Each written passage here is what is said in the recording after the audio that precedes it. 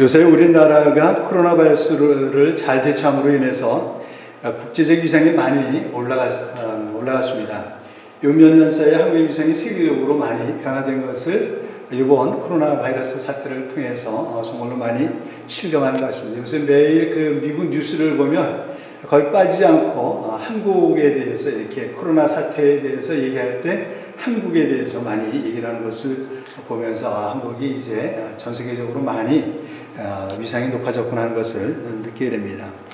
사실 얼마 일제시대 어려운 그런 일제시대와 또한 6.25 전쟁에 참하여서 대한민국은 세계가 무시하지 못하는 나라가 된 것을 실감하게 될 때 참 간계가 무량합니다.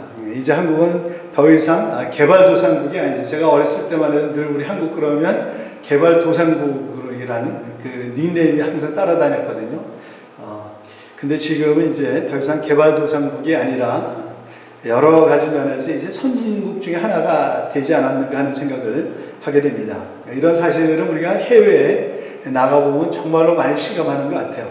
예전에는 그 뉴스라든지 또 영화를 보면서 그 유럽이라든지 미국을 구할 때가 많이 있었는데 지금은 가보면 이제는 우리나라도 그에 못지않게 잘 사는 것을 발견하게 되죠. 뭐 인천 공항이라든지 또 한국의 여러 가지 그 시설들을 보면 외국에 어느 나라에 내놔도 부끄럽지 않을 정도로 잘 된 것을 우리가 실감하게 됩니다. 그만큼 한국이 잘 사는 나라가 되었는데 여러분 그 비결이 뭐라고 생각하세요? 한국이 이렇게 짧은 시기에 그래서 한때는 한강의 기적이라고 그랬었는데요.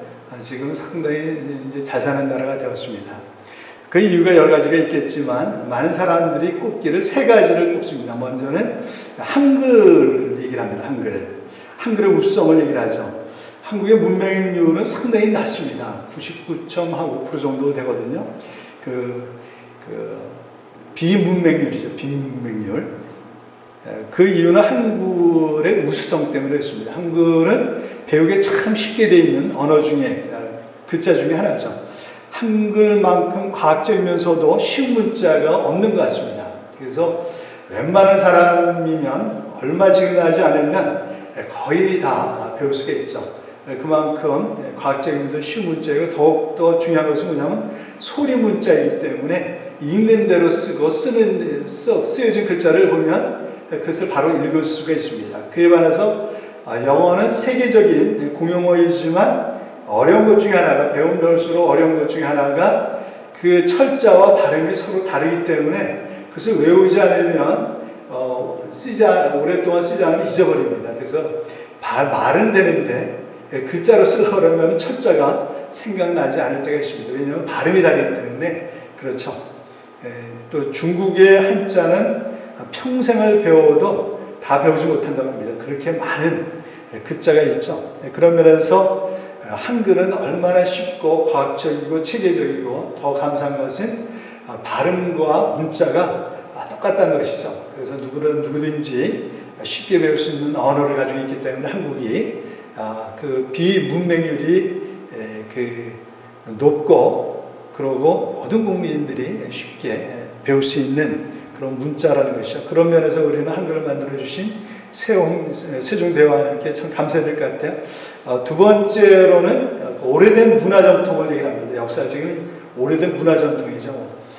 반만년 역사라고 그러지 않습니까? 5,000년 역사. 여러분, 세계에 있는 나라들 중에서요, 지금까지 그 오래된 역사를 가지고 있는 나라들이 많이 있습니다. 그런데 지금까지 이렇게 오랫동안 그 문화를 간직하고 있는 나라들이 그렇게 많지가 않습니다. 여러분들 보시면 참 반만년 역사라는 것은 그렇게 쉬운 역사가 아니거든요. 많은 나라들이 좋은 문화와 역사적인 전통을 가지고 있었음에도 불구하고 그것을 잘 계승 발전하지 못함으로 인해서 중간에 도태된 나라들이 상당히 많이 있습니다. 남아있더라도 못 사는 나라들이 많습니다. 우리가 잘 알고 있는 성경에서 만나는 애국 같은 나라도 지금은 가보면요 후진국이 됐습니다. 못 사는 나라가 되고요. 그 다음에 이란 같은 경우도 예전에는 메소포타미아 문화를 가지고 있었던 아주 큰 나라였었거든요. 바벨론이 있었고, 근데 이란도 우리가 알고 있는 것처럼 상당히 고착화되어 있는 것을 볼 수가 있고요. 많은 나라들이 그렇게 되어 있습니다. 멕시코에도 우즈벡, 아즈벡인가 그런 문화가 있었는데 그것도 지금은 그렇게 그 전통, 오래된 역사와 문화 전통을 잘 계승하지 못함으로 말미암아 지금 상당히 어려운 가운데 있다는 사실을 잘 알고 있습니다. 그런 면에서 보면 우리나라는 오랜 역사를 잘 계승 발전해서 지금 그런 놀라운 그런 발전을 할 수 있었다는 것이죠. 근데 그런 데 있어서 가장 중요한 요인을 꼽으라고 한다면 무엇보다도 높은 교육료를 떼어놓을 수가 없습니다. 높은 교육료로 알려진 민족을 들라고 그러면 유대인들을 들지 않습니까? 근데 유대인 못지않게 세계적으로 교육열이 높은 민족을 들라고 한다면 한국을 빼놓을 수가 없습니다. 그래서 예전에 지금 트럼프 대통령 이전에 있었던 오바마 대통령은 늘 미국 국민들한테 교육에 대해서 강조할 때 빠뜨리지 않고 예를 들었던 나라가 대한민국이었습니다. 여러분 아마 오바마 대통령 뉴스에서 얘기하는 것을 들어보신 분들은 아시겠지만 오바마 대통령은 늘 미국 국민들이 공부를 열심히 하십시오. 우리가 열심히 배워야 됩니다. 그러면서 늘 예로 들었던 나라가 어느 나라였으면 대한민국이었습니다. 대한민국 보십시오. 그 대한민국이 이렇게 놀랍게 발전할 수 있었던 이유는 다른 데 있었던 것이 아니라 교육에 있습니다. 라고 얘기할 정도로 한국의 교육열은 상당히 놀랍죠. 오랜 역사적인 문화 전통도 중요하지만 더 중요한 것은 그것을 우리가 계승 발전하기 위해서 중요한 것은 교육입니다. 교육. 문제는 이를 잘 발전시켜야 되는데 그러기 위해서는 교육을 빨아들일 수가 없죠. 한국이 그런 오래된 전통 안에서 그렇게 잘 사는 나라, 이제는 그런 남부끄럽지 않은 나라가 될 수 있었던 이유는 다른 데 있었던 것이 아니라 그런 높은 교육열이라고 할 수가 있습니다. 이것은 기독교도 마찬가지입니다. 기독교도 마찬가지죠. 아무리 우리가 좋은 신앙적인 유산을 물려받았다고 할지라도 그것을 잘 계승 발전시키지 못하면 과거의 얘기로 끝날 수 있다는 사실입니다.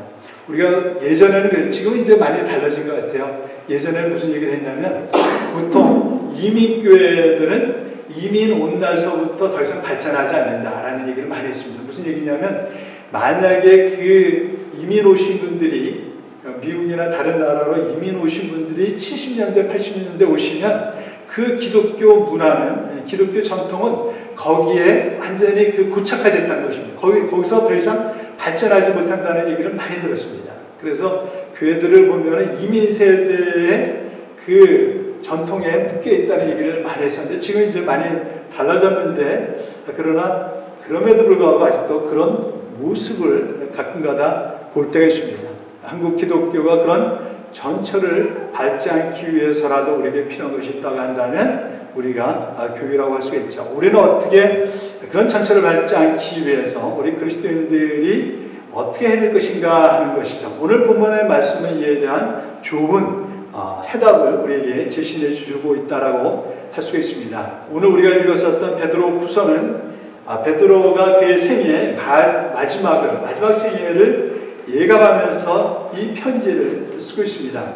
베드로후서 1장 14절에 보시면 그렇게 기록되어 있습니다.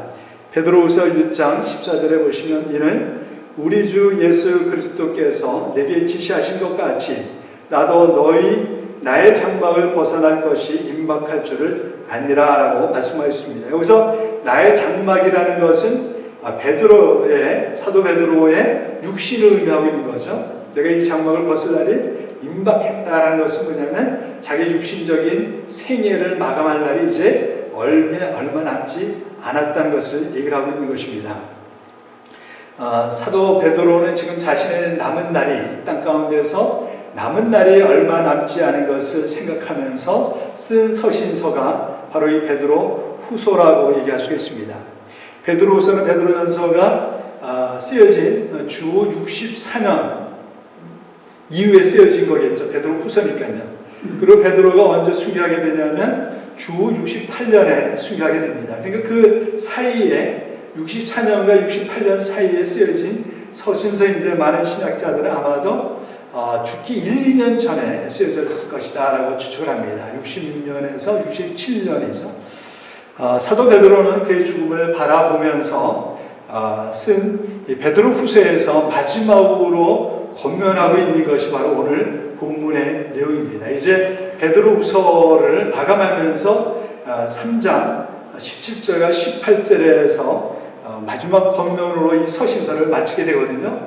그러면서 마지막으로 권면하고 있는 것은 다른 것이 아니라 여러분은 계속 자라가야 됩니다 라는 것이 사도 베드로의 마지막 이 땅에 있는 그 그리스도인을 향한 마지막 권면인 것을 볼 수가 있습니다. 특별히 18절에 보시면 오직 우리 주 곧 구주 예수 그리스도의 은혜와 그를 아는 지식에서 자라가라 라고 우리에게 마지막 권면을 하고 있는 것을 볼 수가 있습니다. 요새 평생 교육의 중요성에 대해서 많이 얘기를 합니다. 100세 시대라고 그러지 않습니까?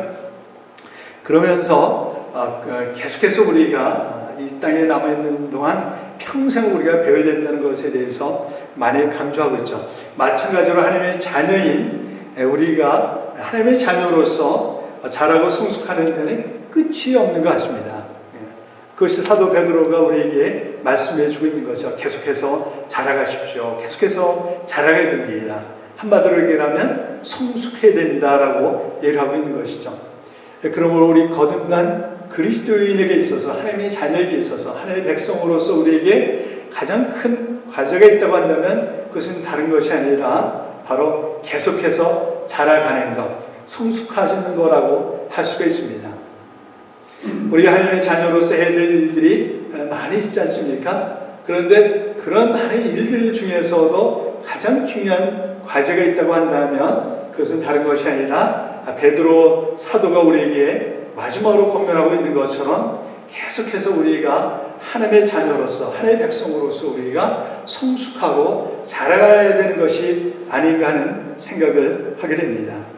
사실 부모로서 자녀에게 가지고 있는 한 가지 가장 중요한 바람이 있다고 한다면 그것이 무엇일까요?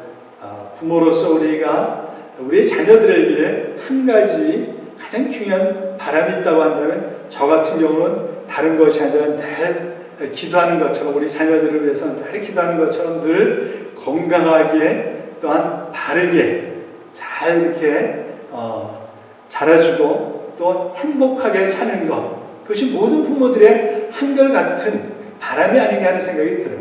그렇지 않습니까? 네, 코로나 바이러스 사태에서도 걸리지 않고 건강하게 그리고 또 건강할 뿐만 아니라 바르게 살기를 원하고 무엇보다도 주님 안에서 행복하게 살아주는 것, 그런 모습을 보는 것만큼 더 이상 큰 소원이 없는 것 같습니다. 그것은 저만의 바람이 아니라 이 땅에 있는 모든 부모들의 한결같은 바람이 아닌가 하는 생각을 하게 됩니다.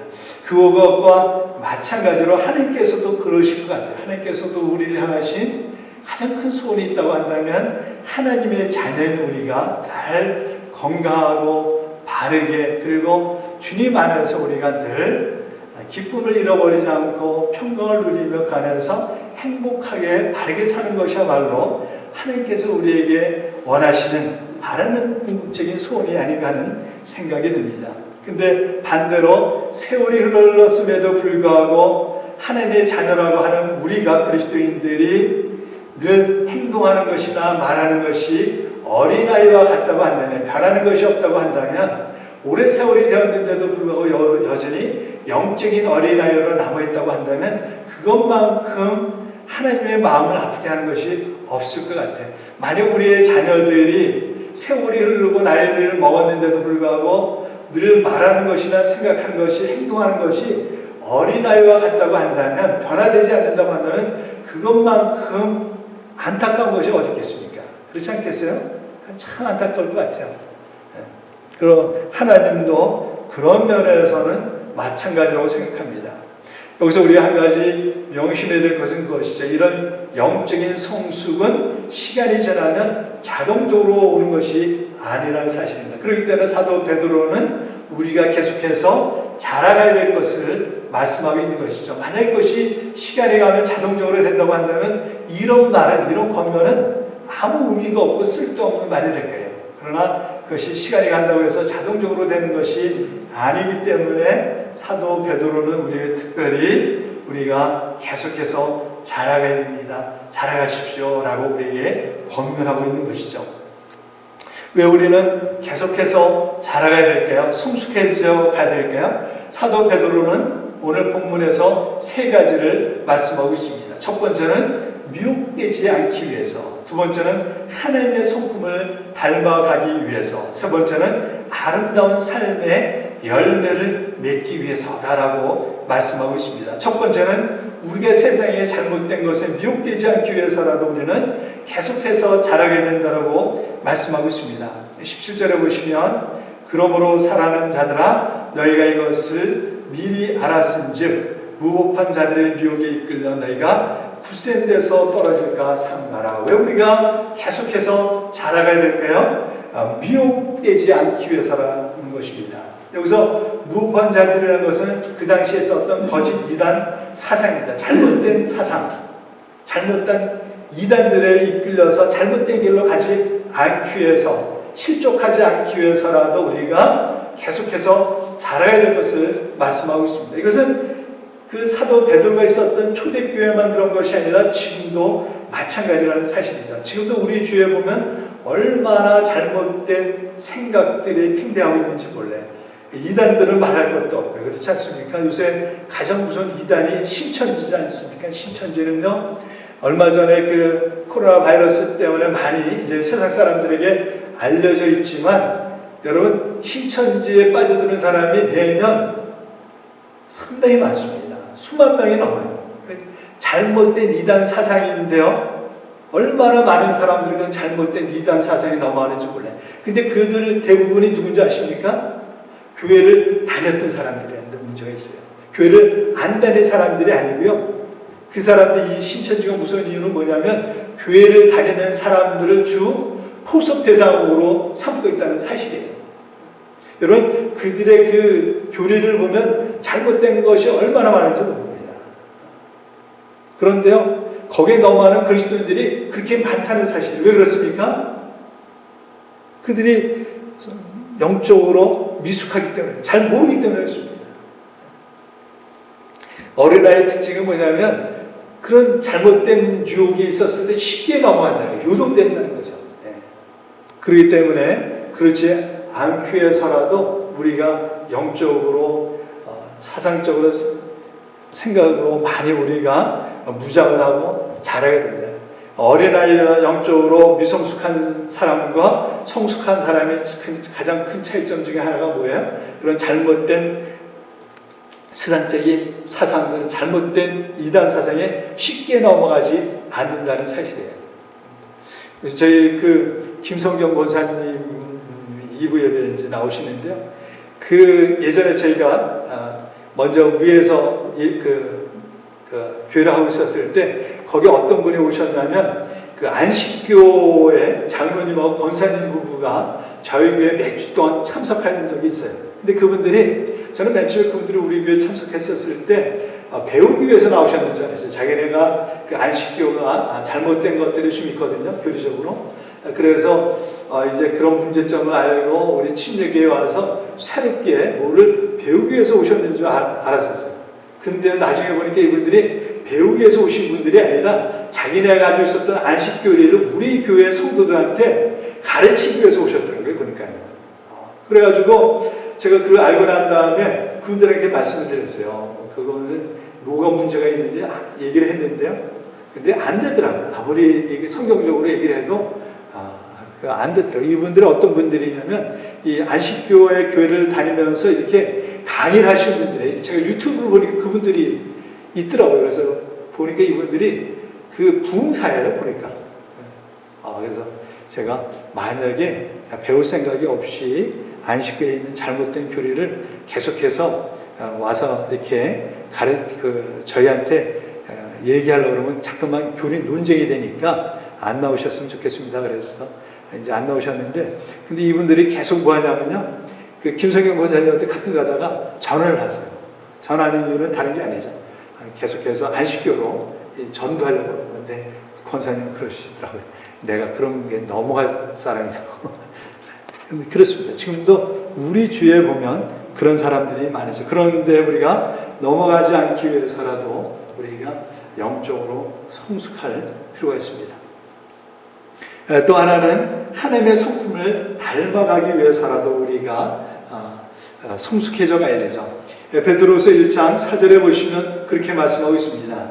베드로후서 1장 4절에 보시면 이로써 그 보배롭고 지극히 큰 약속을 우리에게 주사 이 약속으로 말미암아 너희가 정욕 때문에 세상에서 썩어질 것을 피하여 신성한 성품에 참여하는 자가 되게 하려 하셨느니라 라고 말씀하고 있습니다. 하나님께서는 우리를 구원하시고 하나님 자녀로 삼으신 이유는 다른 것이 아니라 바로 이 하나님의 성품에 우리를 참여하는 자가 되기 위해서 우리를 구원하시고 우리를 하나님의 자녀로 삼으셨습니다. 원래 인간은 하나님의 형상으로 창조된 거룩한 존재입니다. 그런 인간이 죄로 말미암아 어떻게 됐어요? 타락함으로 인해서 하나님의 형상을 잃어버린 자가 되었습니다. 구원은 다른 것이 아니라 이 잃어버린 하나님의 형상을 회복해서 하나님의 성품에 우리가 참여하는 거룩한 삶으로 우리를 부르시는 것이라고 얘기할 수 있습니다. 그리고 그것을 우리는 성화라고 하죠. 성화. 그래서 우리 그리스도인의 궁극적인 목표는 예수 그리스도를 닮아가는 것입니다. 우리의 목표는 예수 그리스도의 온전한 형상을 닮아가는 것이죠. 그래서 하나님의 형상을 온전히 회복하는 것이라고 할 수가 있습니다. 그것이 바로 우리를 부르신 목적이거든요. 그 성화는 끝이 없습니다. 그것이 바로 우리가 계속해서 자라가야 될 이유라고 얘기할 수 있습니다. 세 번째는 뭐냐면 열매를 맺기 위해서입니다. 아름다운 열매를 맺는 삶을 위해서죠. 베드로후서 1장 8절에 보시면 이런 것이 너에게 있어 흡족한 적은 너희로 우리 주 예수 그리스도를 알기에 게으르지 않고 열매 없는 자가 되지 않게 하려니와 라고 말씀하고 있습니다. 우리가 정말로 왜 성숙하고 자라야 되는가, 계속 자라야 되는가, 열매 없는 자가 되지 않고 아름다운 열매를 맺는 삶을 살기 위해서라도 우리는 계속해서 자라가고 성숙해져야 한다는 것이죠. 우리 영적으로 자라고 있는지 아닌지를 알 수 있는 가장 좋은 그 증거는 다른 것이 아니라 우리 삶 가운데 열매를 맺고 있는가, 우리 삶 가운데 진정한 변화가 있는가 하는 것이죠. 그것이야말로 정말 우리가 계속해서 자라가고 있는지 아닌지를 알 수 있는 가장 중요한 징표라고 얘기할 수 있습니다. 만약에 내 안에 그런 아름다운 열매가 맺지 못한다고 한다면 그것은 아직도 우리가 자라가는 데서 멈췄다는 증거 중에 하나라고 얘기할 수 있습니다. 그 가장 좋은 대표적인 열매가 뭘까요? 성령의 9가지 열매라고 할 수 있습니다. 성령의 9가지 열매. 우리는 계속해서 이 성령의 아름다운 9가지 열매를 우리 삶 가운데 하나씩 맺어감을 통해서 예수 그리스도의 아름다운 모습으로 우리는 변화되어져 가야 됩니다. 만약에 내가 아직도 그런 아름다운 성령의 9가지 열매를 하나씩 조금이라도 우리가 맺지 못한다고 한다면, 맺는 데서 우리가 멈춰 있다고 한다면 성장이 멈춰 있다라고 얘기할 수가 있습니다. 하나님께서 우리 삶 가운데서 그런 아름다운 성령의 9가지 열매를 맺어가는 삶을 살기를 원하세요. 그래서 우리가 나중에 우리 삶 가운데 인격적인 아름다운 열매를 맺기를 원하십니다. 그러면 어떻게 우리는 이런 성숙한 그리스도의 삶으로 변화되어 갈 수 있는가 하는 것이죠. 사도 베드로는 2가지를 우리에게 권면하고 있습니다. 첫 번째는 그리스도의 은혜 안에서 자라가라. 두 번째는 그리스도를 아는 지식에서 자라가십시오 라는 것입니다. 우리가 어떻게 영적으로 자라갈 수 있을까요? 영적으로 우리가 변화되어 갈 수 있을까요? 다른 것이 아니라 그리스도 은혜 안에서 자라가는 것이며 그리스도라는 지식에서 우리가 자라가게 될 때 우리는 영적으로 성숙해져 갈 수 있게 될 것입니다. 그것이 오늘 본문 18절의 말씀이죠. 오직 우리 주 곧 구주 예수 그리스도의 은혜와 그를 아는 지식에서 자라가라 라고 우리에게 말씀하고 있습니다. 우리는 먼저요 영적으로 성숙하기 위해서 자라가기 위해서 그래서 우리 삶 가운데 하나님의 성품을 닮아가고 우리 안에 아름다운 삶의 열매를 맺어가기 위해서 중요한 것은 그리스도를 아는 지식에서 우리가 자라가야 한다는 것입니다. 우리가 자라게 될 영역이 많이 있지만 가장 중요한 영역이 있다고 한다면 그것은 다른 것이 아니라 뭐예요? 그리스도를 아는 지식에서 우리가 자라가야 한다는 것입니다. 우리 신앙은요, 우리가 그리스도를 얼마나 아느냐의 만큼 자라게 되어 있습니다. 그렇기 때문에 우리가 그리스도를 아는 것만큼 우리 신앙은 자라게 되어 있습니다. 그것을 우리는 넘어갈 수가 없습니다. 그렇기 때문에 우리는 무엇보다도 그리스도를 아는 것에 열심을 내야 돼요. 다른 것이 아니라 그리스도를 아는 것에서 우리가 열심을 내야 돼요. 그것은 끝이 없습니다.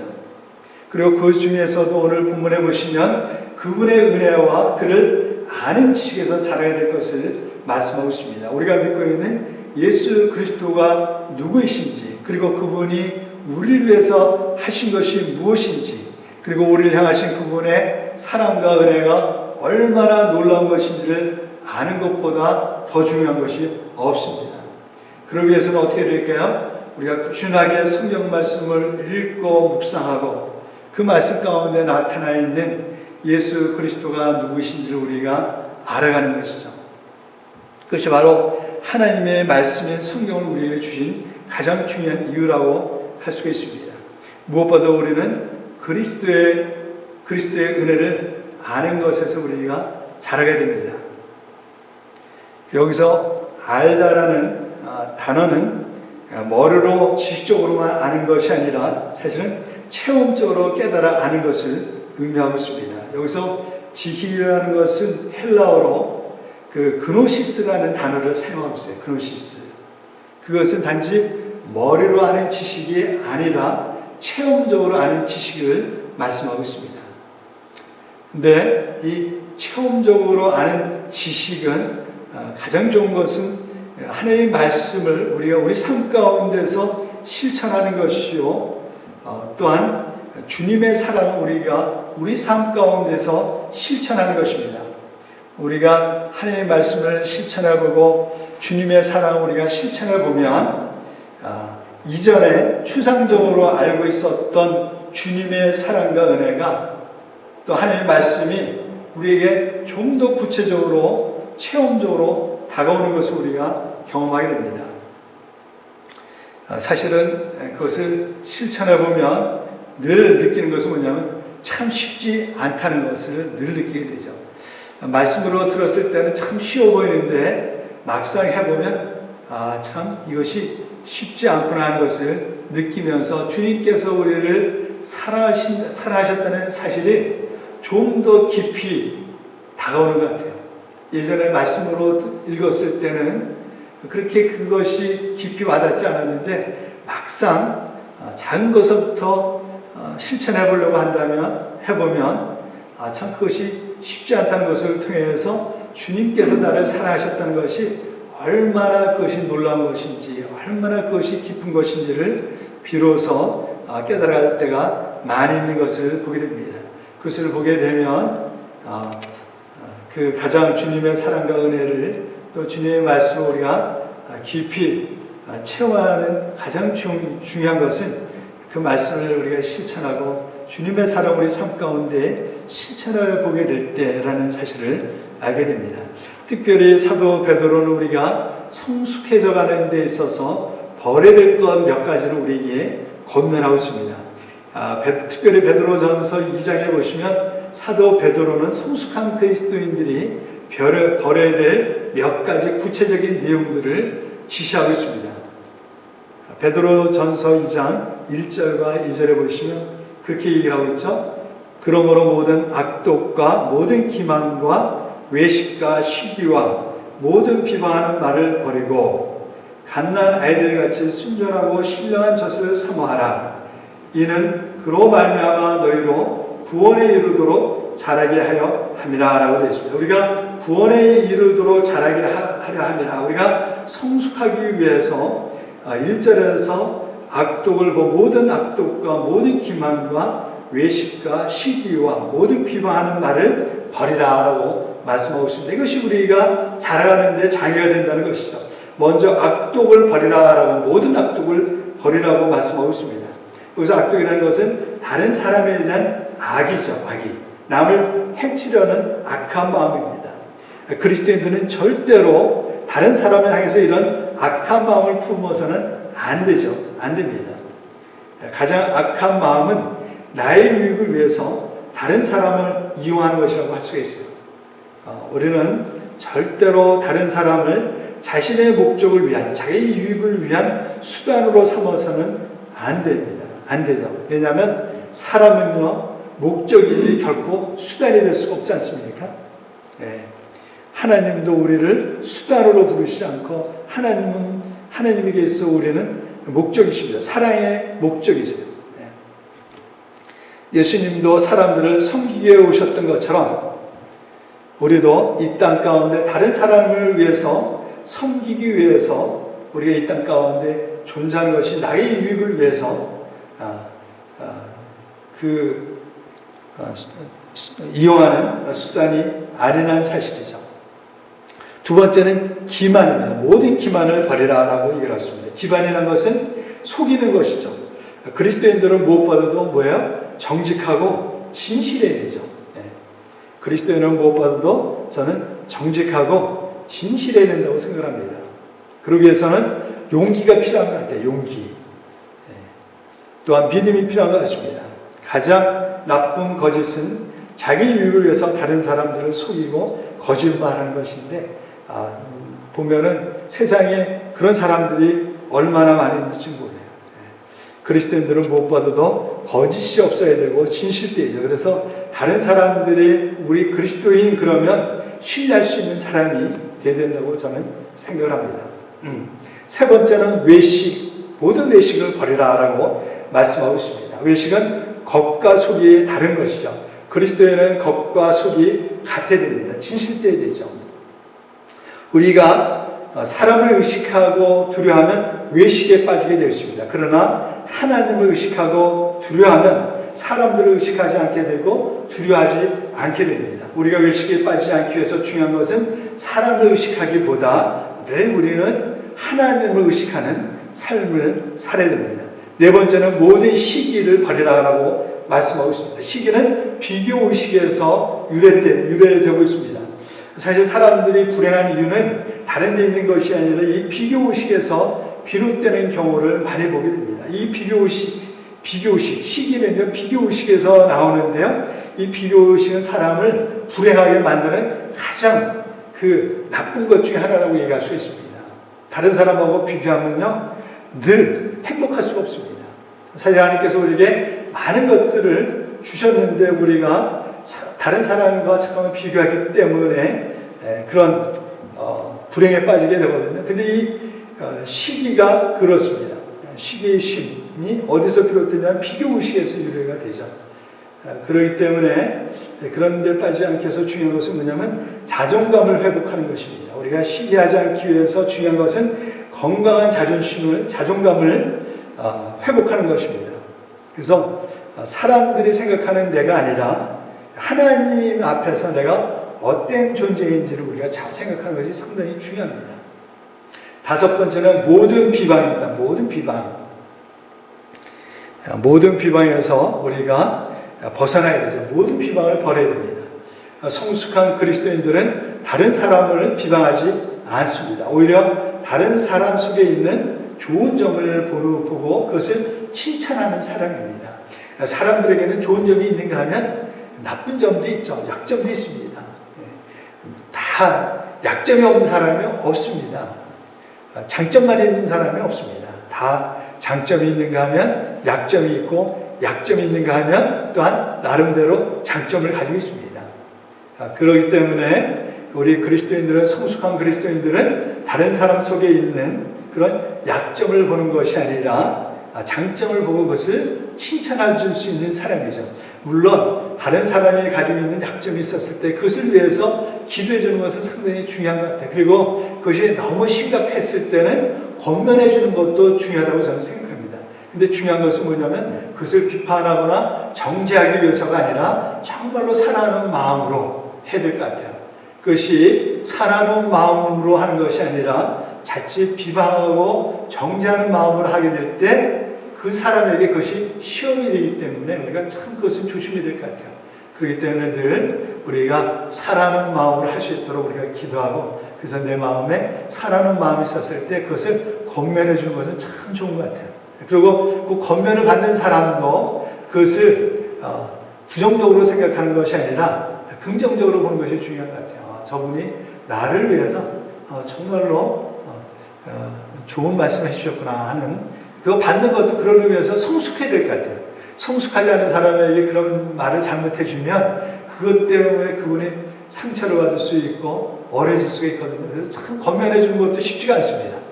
그래서 권면해주는 분이나 권면을 받는 분이나 서로 그 성숙한 자세가 필요한 것 같습니다.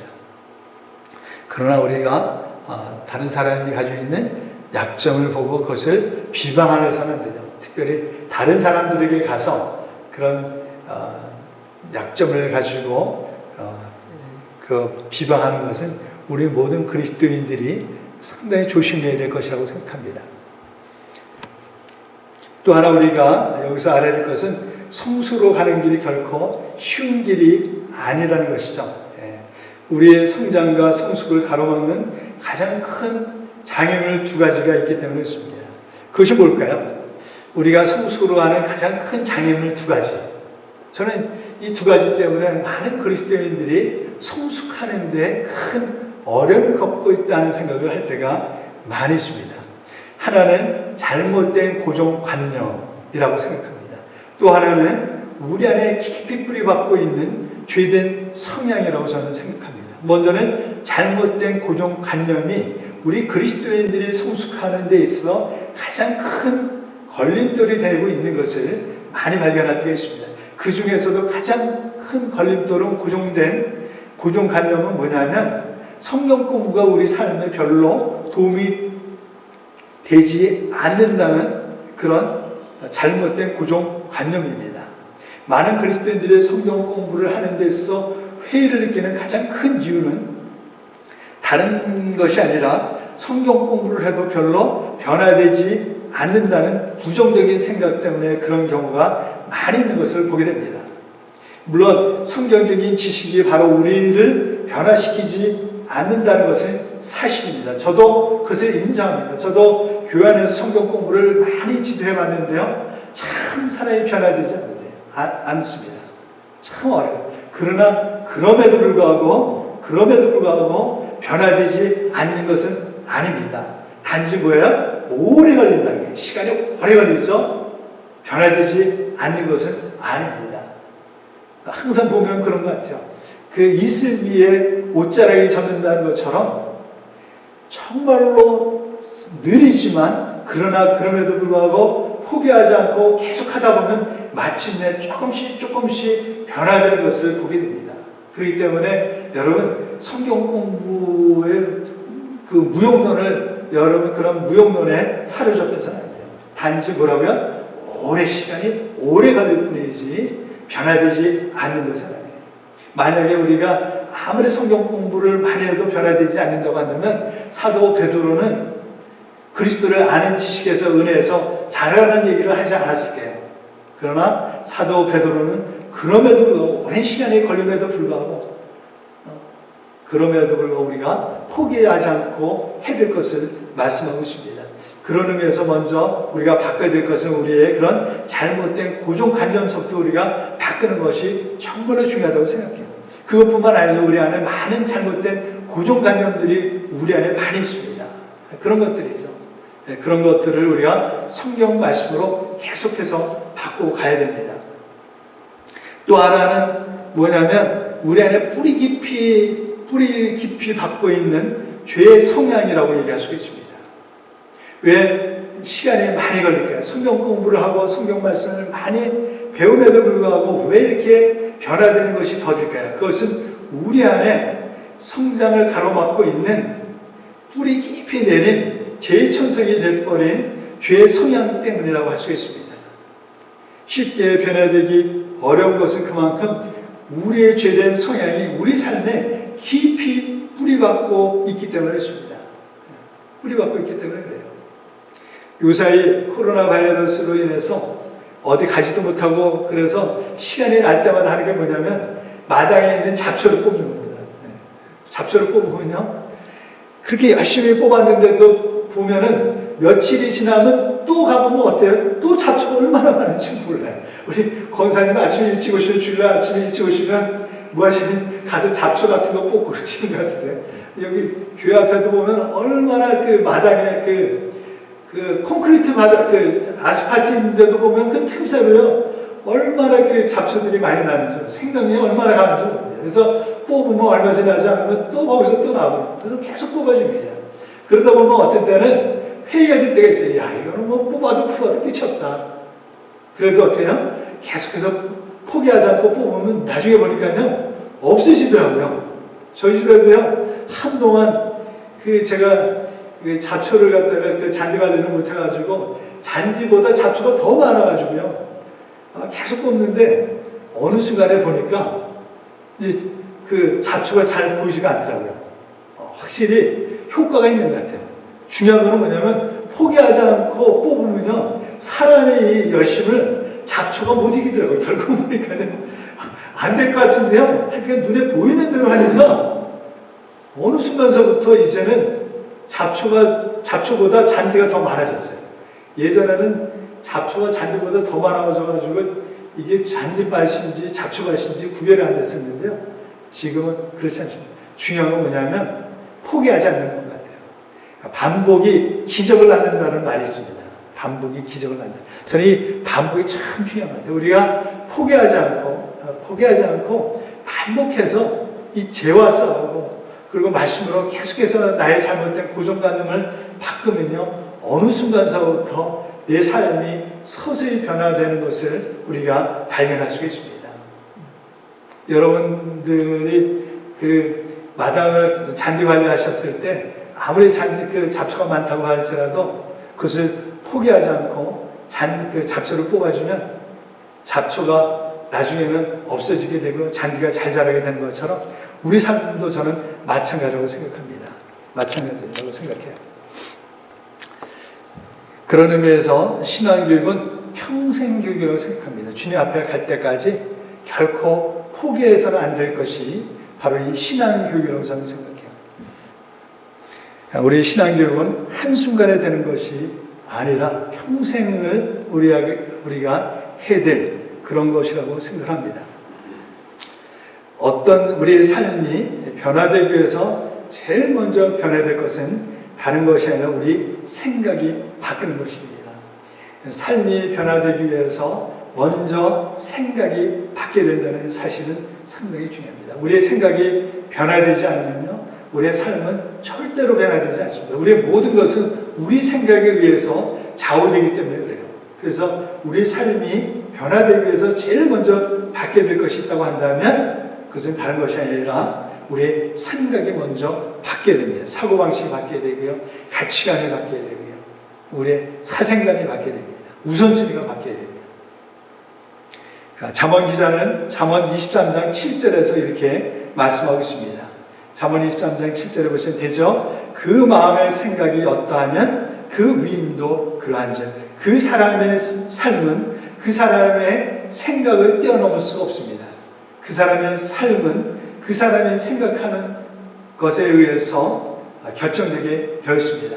그런 의미에서 제일 먼저 우리 삶이 변화되기 위해서 바꿔야 될 것이 있다고 한다면 우리의 잘못된 고정관념서부터 바뀌어야 된다는 사실을 우리는 명심할 필요가 있습니다.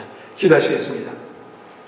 사랑과 은혜가 많으신 하나님 아버지, 감사합니다. 아버지께서 우리를 하나님의 자녀로 불러주시고 하나님의 거룩한 백성으로 불러주신 것 감사를 드립니다. 참으로 우리를 하나님의 자녀로 불러주시고 또 우리가 하나님의 성품에 참여하는 자로 우리를 불러주셔서 우리로 하여금 하나님이 거룩하신 것처럼 우리의 삶도 그 거룩한 하나님의 거룩한 성품을 닮아가시도록 우리를 불러주신 것 감사합니다. 하나님 아버지, 저희를 도와주셔서 우리가 날마다 우리 삶 가운데 하나님을 닮아가시도록 도와주시고 우리 삶 가운데 성령의 9가지 열매를 맺어갈 수 있도록 주님 저희를 도와주시옵소서. 그러므로 말미암아 우리의 삶에서 아름다운 열매로 하나님을 영광스럽게 하며 우리의 삶의 열매를 통해서 그것이 우리의 기쁨이 되게 도와주시며 하나님 앞에 우리의 자랑거리가 될 수 있도록 인도하여 주시옵소서.